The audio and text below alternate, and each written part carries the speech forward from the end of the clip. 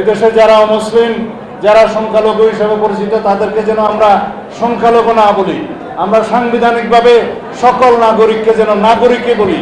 সেদিন আমি নিজেও কারাগারে ছিলাম, কিন্তু আমার দেখার সুযোগ হয়েছিল, টেলিভিশনের পর্দায় অনেক কিছু দেখেছি এবং পিজি হসপিটালের প্রিজন সেলে ছিলাম বলে আমার মনে হয়, তখন আমার ঠিক স্মরণে নাই।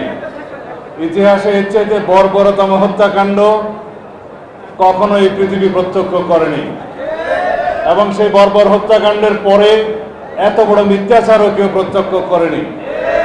যাই হোক, জালেমের জুলুমের পরিসমাপ্তি হয়েছে। সেই দীর্ঘ আন্দোলন সংগ্রামে এদেশের আলম সমাজ যেমন নিজের রক্ত দিয়েছে, জীবন দিয়েছে, আন্দোলন সংগ্রামের চূড়ান্ত পর্যায়ে আপনাদের অংশগ্রহণ এই বিজয় অর্জন করতে সহায়তা করেছে, আমরা এর সাক্ষী।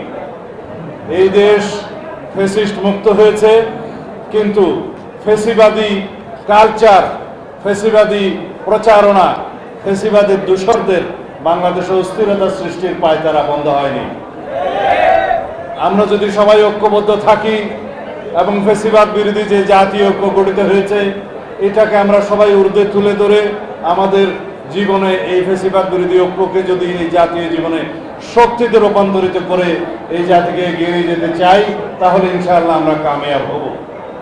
আমরা এই দেশে শতকরা 90-92% মুসলমান। এই দেশের মুসলমানরাই সবচেয়ে নির্যাতিত ছিল ফ্যাসিস্ট হাসিনার সময়ে। এই দেশের আলেম সমাজরাই সবচেয়ে নির্যাতিত ছিল ফ্যাসিস্ট হাসিনার সময়ে। সুতরাং আমাদেরকে লক্ষ্য রাখতে হবে, ইসলামের শিক্ষা অনুযায়ী বাংলাদেশে আমরা সবাই হিন্দু, বৌদ্ধ, খ্রিস্টান, মুসলমান সবার মধ্যে একটা একতা, সবাই যেন আমরা সিটিজেন হিসেবে এই দেশে বসবাস করতে পারি। আমাদের মধ্যে যেন সাম্প্রদায়িক সম্প্রীতির কোনো সময়ের কোনো বিঘ্ন না ঘটে, কোনো শক্তি যেন আমাদের মধ্যে সাম্প্রদায়িক বীজ বপন না করে দিতে পারে।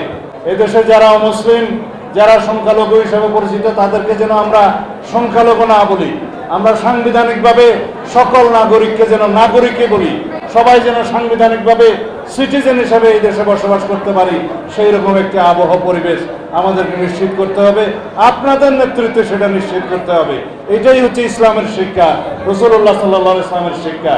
আমরা এই দেশে সমস্ত যারা ধর্মীয় সংখ্যালঘু বলে পরিচিত, আমরা তাদেরকে যেন এটা বুঝতে দেই যে বাংলাদেশে মুসলমানরা আপনাদের সকল রকমের ধর্মীয় আচার অনুষ্ঠানের সমস্ত স্বাধীনতা নিশ্চিত করবে।